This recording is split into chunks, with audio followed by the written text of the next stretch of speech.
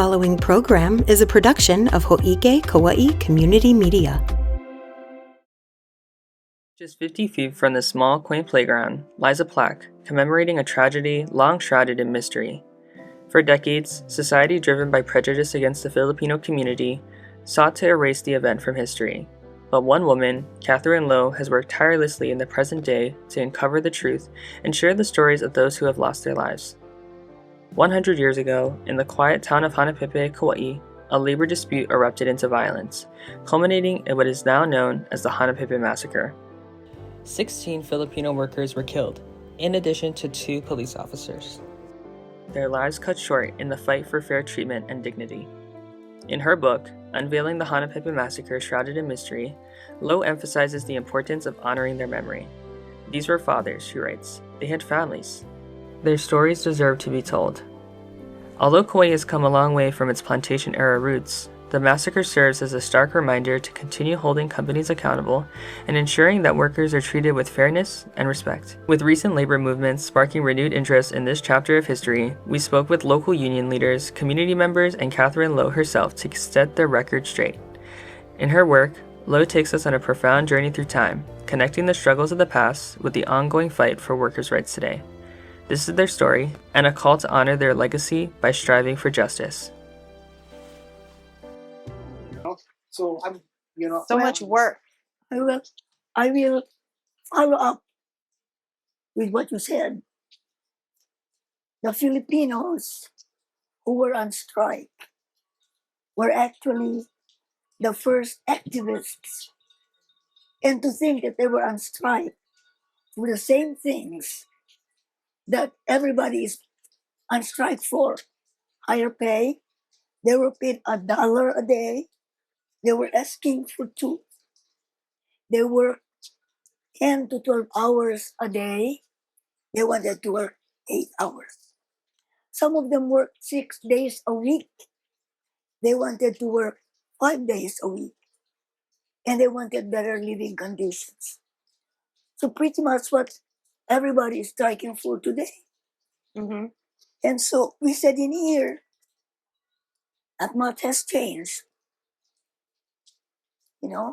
Workers are still struggling for the same thing. And our book is called titled Shrouded in Mystery, The Unveiling of the Hanapepe Massacre. Because the massacre, which took place on the 9th of September, 1929, was something that people did not talk about. It took 50 years for the Department of, it was oral history at the University of Hawaii, to do the interviews. But by that time, a lot of those who went on strike had gone on to the world beyond. And so there are just a few. And they're quoted here. The rest were from the community who really did not know what happened. No? But it was a strike by Visayan plantation workers. There were the Ilocanos and the Visayans. But only the Visayans went on strike. They were following Pablo Manlapi. The Ilocanos, largely on the advice of Cayetano Ligot, who was the governor of Ilocos Norte from 1919 to 1922, who was brought to Hawaii as the labor commissioner for the Filipinos, advised the Ilocanos not to go on strike. And that's why only the Visayans went on strike. Now in 1924, there were 26,000 plantation workers of Filipino ancestry. Only 1,600 went on strike Hmm. because most of them were Ilocanos and some Visayans didn't go on strike either. Only 1,600. So you could see the rate of success was not good. They started on Oahu on April 1st, April Fool's Day. That should have been an indication of something. Anyway, they started on Oahu. They went to the Big Island. They went to Maui. And then they got to Kaua'i. Lihue Plantation and Koloa went on strike in April. Makaweli, which is now Makani, Makaweli went on strike in August. Now, the Makaweli plantation workers who went on strike were evicted from their homes. Makaweli. And that's why the strikers were in Hanapepe. Hmm. They used a vacant Japanese language schoolhouse as their headquarters. That's the strikers' camp. That's why they were there. Now, the coral plantation workers were more fortunate. They were not evicted from their homes. And in fact, HSPA records, Hawaii Sugar Planters Association records, which I use very much for this, indicate that those who had second hands about going on a strike, they were allowed to go back to work. Coral plantation was kinder to their workers. Now 3 of them died in the massacre. Catherine emphasizes in her book the importance of honoring our ancestors who fought for workers' rights, stating, "Be proud of your ancestors who went on strike to fight for workers' rights. They were among the rare breed of early plantation activists." It's both fascinating and somber to consider how our society tried to erase this crucial part of our history. Piecing together fragmented information presents a significant challenge, especially when historians have different interpretations and potential blame for the massacre. No.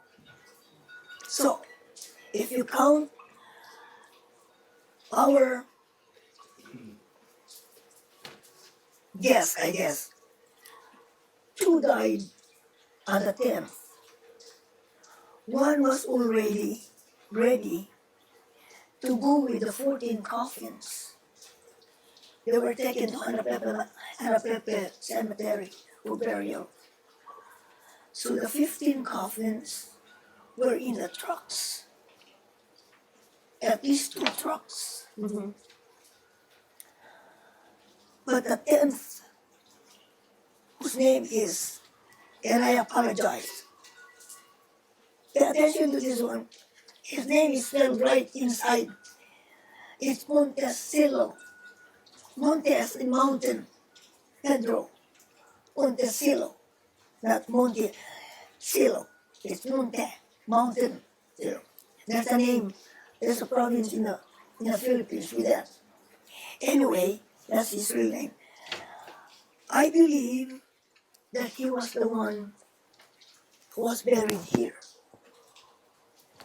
But I could not find 4 of them.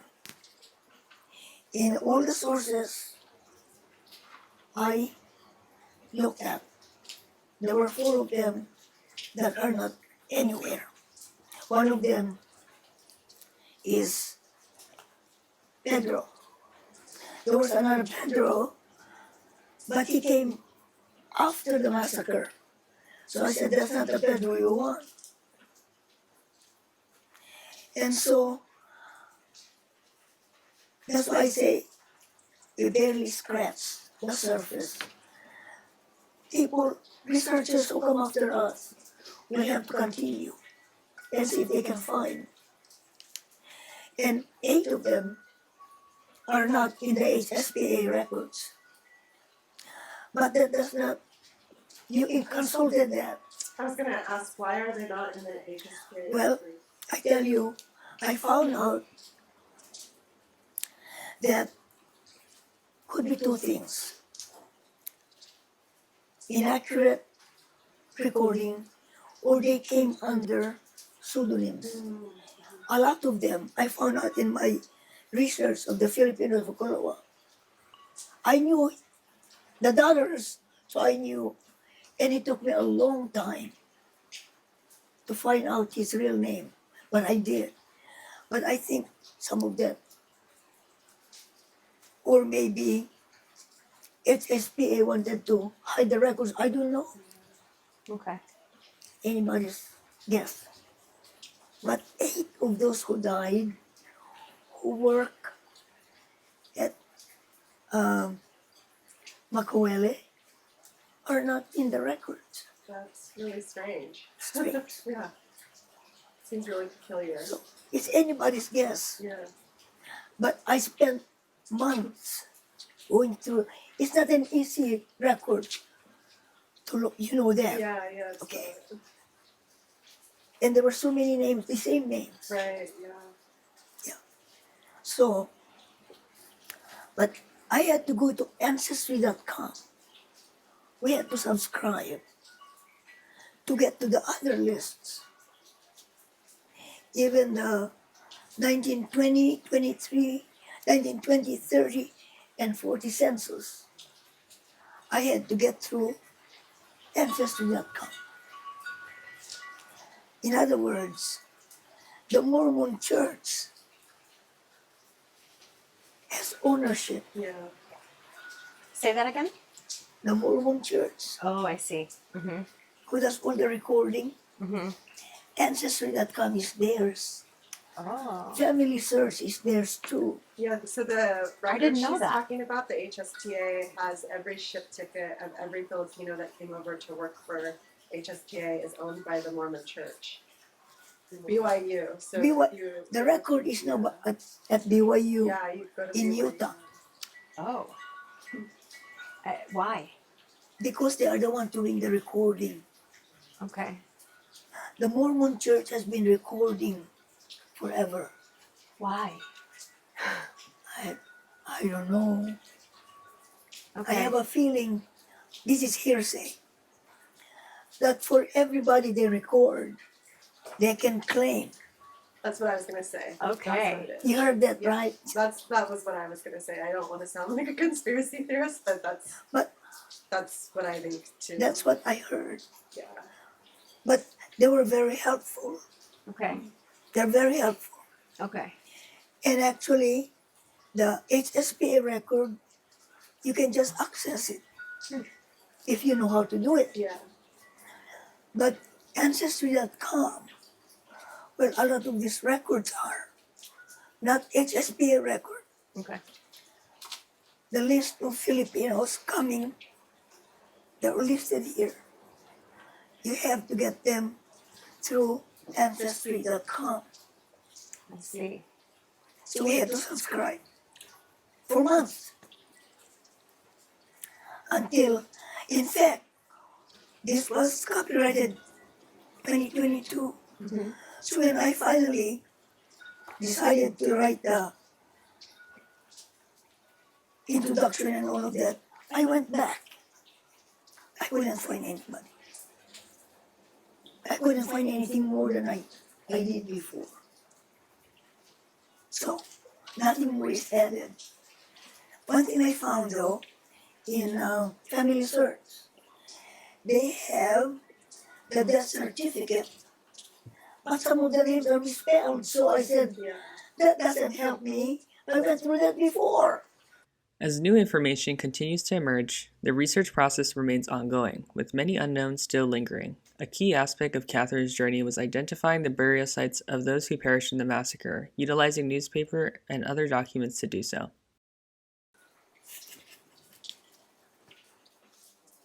So, Filipino names are hard to research.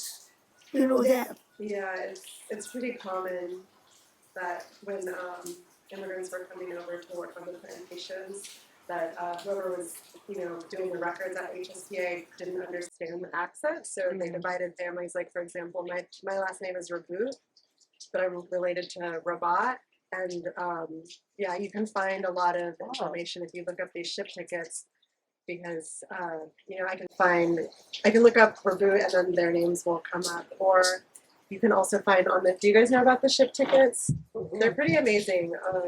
You can also find who somebody in your family came over with. So my great grandfather came over with my great grandmother, but she had a different last name and we didn't know her last name. So it had her maiden name on it, and it says what ship they came over on, what day they landed on the island, and then what day they were assigned to a sugar plantation. And then it has fingerprints, and sometimes you'll even find like their work records. So there's all these work records of people where it's like January 28 days, February 28 days. So then you can see how hard they were actually working, and then closed. And then there's other ship tickets, like for the Hanapepe Massacre.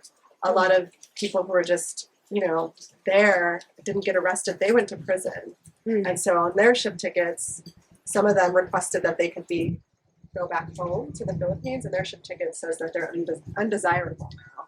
So they can never come back and work. Which reminds me,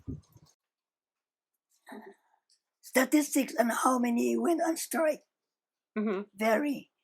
I take the lower number, 103. Some use 130, some use 150. The reason I use 103, the police rounded up everybody and they put them all in jail. 76 were indicted for rioting. 56 were found guilty. They were put in jail 2 years, 4 years. After they got out, they were deported to the Philippines. And the reason I say 103, if they rounded up everybody and they were determined to really put on the Filipinos, there would have been more than 76 indicted. Not just 76. And more than 56 found guilty. Can you imagine? They had to be put in jail in Lihui. All of the ones. There was no jail that could have accommodated 150. They could have accommodated 100 perhaps. But that's why I take the lower number. Mike uses 150. I don't think so. There was no facility to incarcerate 150 striking Italians. That's why I use the lower number. I could be wrong. But where would you put 150? The men went to sleep seated, wall to wall. For 2 years? Yeah, just about. They were allowed to go eat. They were allowed to go work out. But when they finally had to go sleep, they were seated. There was no room. Wow. That's a description of those who were in those facilities. There was a lot of reading to get a sense of what actually happened. Yeah, a lot of people blame the two Ilocanos for what happened. I don't see. I don't see that at all. I don't see how. I feel like most of the stuff that I see on the internet and articles blame them. The internet. On the internet, yeah. What's their reasoning behind it? Does it say? Is it clear? I think Why? it's because nobody knew really, and I think that the story just got made up. Okay. I don't know. Even the Visayans who went on strike blame the Ilocanos. I don't think we can blame them. No, I don't think we can. So you weren't, did you ever, you said you couldn't track either of the two Ilocano hostages' families or where they're at right now? No. Well, you see, Because one of them This- doesn't even show he was here, right? this research ended in 2020, 2021, basically. Okay. Okay. And at the time, I could not find anything on Ramel. Uh-huh. He stayed and was in Waimea. But there's no record that shows he was here when the strike took place. Interesting. So I put it in here because I couldn't reconcile anything. But Luciano went back. Oh, I see. Okay. Yeah. But Ramel stayed here. He was in Waimea. Never at Makawele, Waimea. So I don't know. So there's still a lot of questions that we need to answer. Or your generation will have to answer. I'm too old for that. With your guidance. Huh? With your guidance. Your mentorship. A very relevant example of the lasting impact of these events is reflected in our community is where one of our members in this video has a relative who was adopted by the sheriff involved in the massacre. This illustrates that even after a century, these effects are still felt today. Deputy Kroll adopting your grandmother was so interesting. It's really interesting. I think he was making amends. That's what you said, that makes sense. You know, I remember him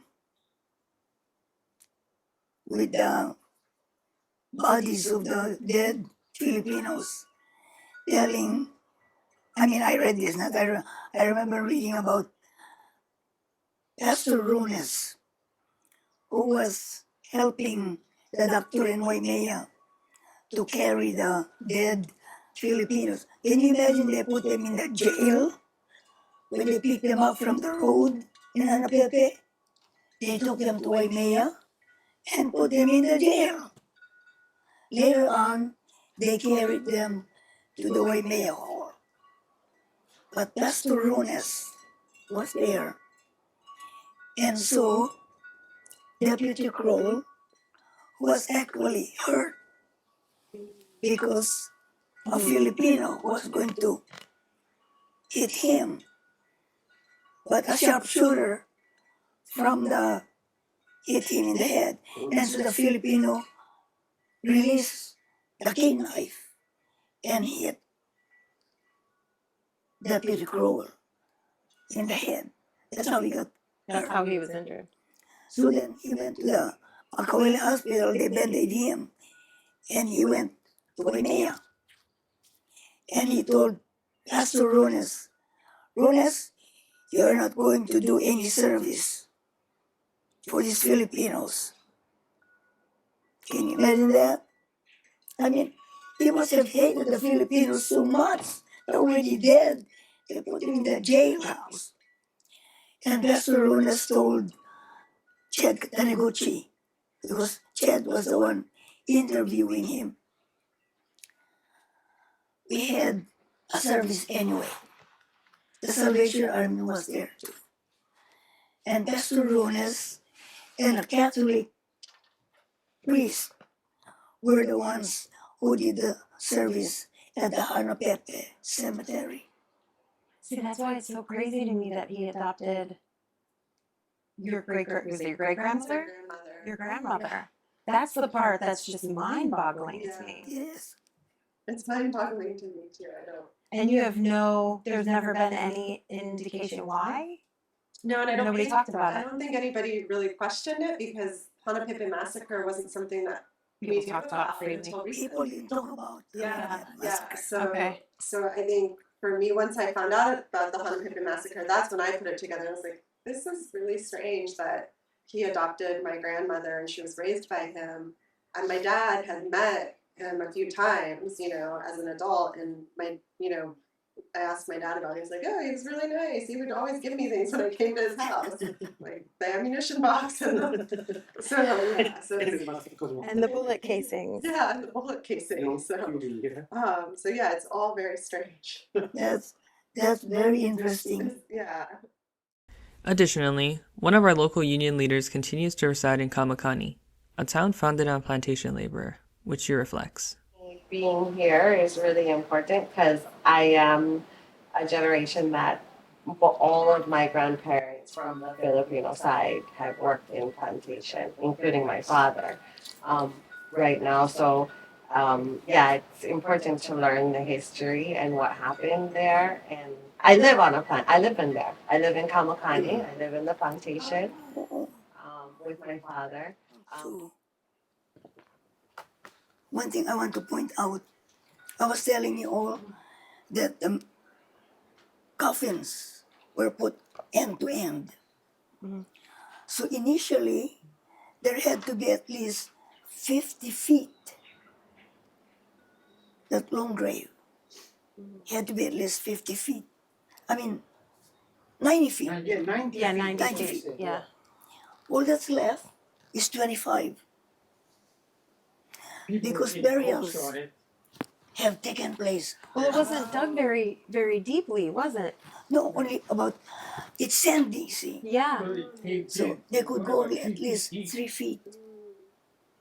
Because it just kept caving in. So do you think it got disturbed and moved? Well, no, they were not moved. You know, we are talking about Other people buried other people in there. on top. Oh, on Yeah, top. there's a lot of graves around there, Oh. Filipino graveyard. And Oh. also through the soil is very sandy, yeah? Yeah, and it's easy to move. Over a period of time, the soil will move. Okay. Yeah, and so it's pretty soft ground. The maintenance guy said they saw some bones and all of that when they were here. The long grave is, and it had to go that way too. We don't think it went down. It went towards the Chinese cemetery. And wasn't that headstone put there because that person missed being brought? Was that? The headstone that you found belongs to, and I can't remember the person it belonged to. Montecillo. Yes, and he was brought. He was buried separately afterwards because he missed, not him because he was dead at the time, obviously, but like they didn't bring him with the other 15. And how ironic is it that he led you to the rest of the 15, where first he was left behind, He was and then he ended up being the first one to lead you to the rest of them. Oh, that's a, That's a good point. Yeah. That's a Left good behind, point. He led us to it. Yeah. see, I never thought about it that way. No? But I was always convinced it had to be him. Yeah. Mountain Silo.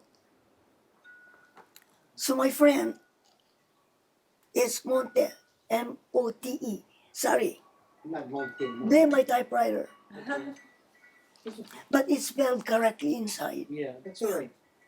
The main thing is that that's what makes it remarkable, the book, is that we have the names of the people that died, yeah? So to keep people's interest, when Mike was speaking, because he gave a long speech, yeah? I passed out, I made photocopies of the people that died, so it kept their interest. Oh, wow, this guy's gonna die, you know what I mean? Instead of waiting for the end, hour and a half later, yeah? Yeah. Get right to it, you know? Because I believe in sucking it to him from the beginning. So, but anyway, Catherine, No. really thank you immensely for having us come. Yeah, well, it has been a long journey. Yeah, This is going into 6 years, you know. yeah. But all these people here will be able to share, you know, Huh? the information that we got. Yeah, These guys are our future, they're people. you guys. We're too freaking old already.